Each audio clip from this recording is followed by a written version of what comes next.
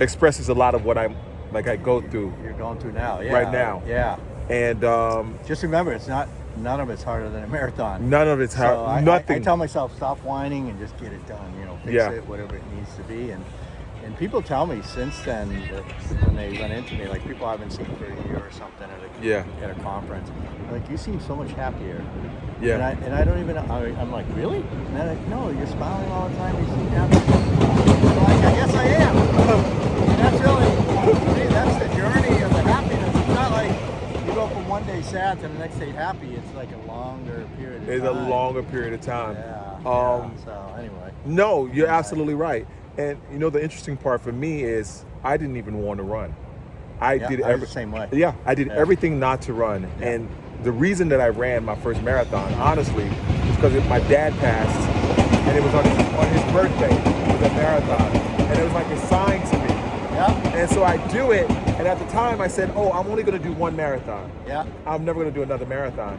And then all of a sudden, I was like, "Okay, I can do another." And situations in my life started changing where it did it. Yeah. And so, like, right now, I'm in the midst of doing 24 marathons in 2 years. So you got averaging, a goal. You got a goal. I've got a goal. Gives you the motivation To keep going. Yeah. And then, but the problem now for me is my goals keep getting bigger. Yeah. I mean, you could do. I thought about 7 continents. Oh, I'm thinking about it. Yeah, I joined the club, and I was like, if Antarctica wasn't in it, I'd be like, I'm all in, because I did Asia, I did Europe, and North America, right? And so I had like 3 of them. So I'm like, so I've thought about it, but it's like someday I want to do Antarctica. Yeah, I hear it's like it's getting there is like a trip. Getting there is a trip. Yeah. So there's a guy that I follow. He does ultra marathons. Dean. Oh, yeah. I know who you're talking about. Can't think of the name, but I know exactly. The Greek gentleman. Yeah. I always forget how to say his last name. Yeah. He went down and did it, and it was the toughest thing in his life, but it changed him. That's what happens. You And get that's out what of your comfort zone. You get out of your comfort zone. I tell people that all the time. And it doesn't have to be a marathon. Yeah. I tell people, just pick something that scares the shit out of you. Yes. And do it. Yeah. And like my daughter, I use my daughter as an example. She's afraid of heights. She was afraid of heights. Yes. She couldn't stand. She couldn't get up on the Prudential building and stand and next look to down. the lab. Oh my God, no.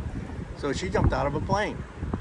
Parachute with tandem. Because she's like, after she saw me run a marathon, she goes, "Dad, I got to solve this problem because I hate not being able to sit on a rooftop and stuff like that." So she goes, "I'm jumping out of a plane." So she did, and it completely got rid of the whole heights thing and changed her life. And I said, were you scared? She goes, "Out of my life." She goes, "I don't even remember leaving the plane. I was so petrified." Yeah. But she did it, and she's like so proud of herself. And, and it's just, that's what you got to do in life. That's where the living begins. Is on the edge. That's where like that, So I have a saying that I go live by: courage over comfort. Yeah.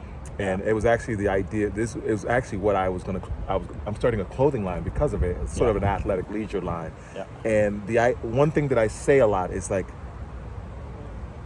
the comfort zone. Going through that, it sucks. You hate it. It's painful. It's just whatever. But on the other side of that is magic. It is. And once you can get through that, that magic that's where the happiness and the joy and the peace comes from. I remember after my first one, I woke up the next day. You barely walk. Yeah, right? of course. You got the Frankenstein thing going on, and you're going. But I'm like freaking laughing. Yeah. Because that pain was like earned. I earned that pain. Yeah, and I remember I went to work. I was like in the hall, and everybody knew I ran. So and you get the congratulations and stuff. But I remember just sitting there laughing, like, what the hell was that? It's just like, what did I just do? And even now, I have to. I've got I'm sure you got your medals up and stuff. I have to look at them. Especially the big one. And look at that. The Abbott. Yeah, the Abbott one, and just remind yourself that. Because sometimes I look at it and I'll be like, who the hell did that? And it's like, you did that. You did that. And it's kind of like, no way. Yeah. Just like you, and I still do that. I have that wow type of thing. Like, I really did that. You really did that. Yeah. So one of my goals is the Abbott as well. Yeah, get that one. Japan's really hard to get in. Exactly. Yeah, it took me 3 years to do it. In there. Yeah. So I just mixed up. That's why I kept running Boston, because Japan was like end of February, beginning of March. Yeah.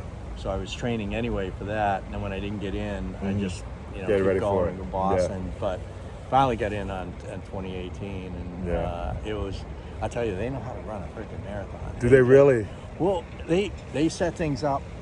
I would say probably 3 hours after the marathon's over, you would never know they ran a marathon. Wow. I mean, they have that limit like Boston, 6 hours, 6.5 hours. But they're cleaning up behind you. If you're like the last runner, you got everything street sweeper like right on your ass. Like you better keep going. I talked to a buddy who was he was there, and he's a slow runner, and he goes, this freaking thing was right on my ass. He goes, I would have never finished in time unless that machine was behind me, pushing me. And they just close things as they go, and so by the time they get 3 hours later, I walk over there, and it's like, where'd everything go? Where'd the fence go? Where's the they just know how to they just know how to do it. So Germany too.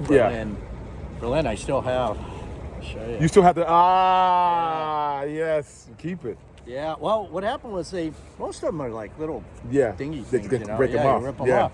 This thing's knitted. You had to put your hand on a machine, went clunk clunk, and it stapled it. Yeah, and so this was 2016. This thing is 6 years old. Oh, you kept it the whole time? Because the one from this year is blue and red. That's why I was like, it's a little bit different. Well, that's what you had it the whole time. Yeah, and I just said, you know what? I'm not going to pull it off. I'm just going to let it wear off. I'm just going to wear off over.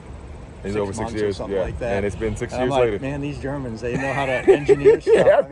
And it kept its color and everything. I wear it in the shower. I wear it everywhere I go, and the freaking thing's still. I mean, it's not even frayed hardly. Yeah. I'm just like, it's just a little memento, but other than that. What's your name? Chuck. I'm Ron. Yeah, Ron. Nice to meet you, Ron. Yeah. Chuck, I think I was supposed to meet you today. Actually, I know that I was supposed to meet you today. Absolutely. And there's a reason why. Charles has been stuck in my head. Oh, really? And so, Is that a relative or anything? Or? No. Actually, it's actually a really silly story. So I'm a flight attendant. I work with JetBlue. Oh, no, I fly them all the time. Okay, cool. Yeah. I'm glad you do. I do that. I love the Mint. Yes. I love it too. I lived in SoCal for 5 years. Did you really? Before the pandemic. And I used to come back and forth on Mint. Really? Out of LA all the time. Okay. Loved it. Anyway, sorry. No. So the reason why is so I lost my name tag, and I can't get a new one easily. So they gave me one, which was Robert. And I've been wearing Robert, so everyone calls me Robert when I'm at work. Yeah. And I met a guy yesterday on a plane, and his name was Robert, and his name was Bob. I was like, okay, that's cool. I'm done with wearing Robert. And then I found another one, and it's Charles. So I've been thinking, okay, so now I'm going to be Charles. Charles, yeah, there you go. Look, I meet Chuck. I met Charles, Chuck, yeah. No, that's freaking awesome. But hey, if you want to exchange numbers, yes, absolutely. We'll just stay in touch.